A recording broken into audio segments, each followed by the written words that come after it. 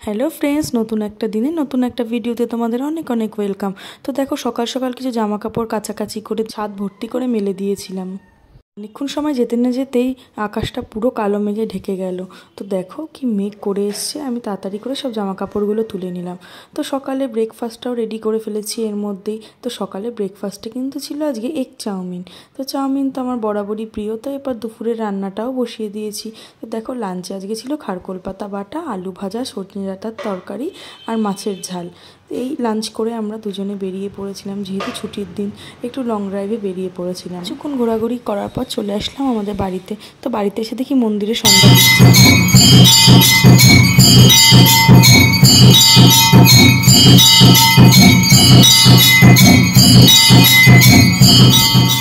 আজ কিন্তু আমাদের বাড়ির প্রতিষ্ঠিত মাকেও তোমাদেরকে দেখিয়ে দিলাম।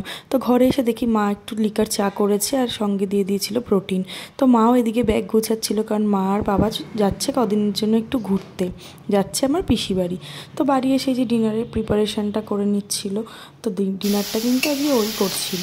তো করছিল নিরামিষ আলুর ঝোল।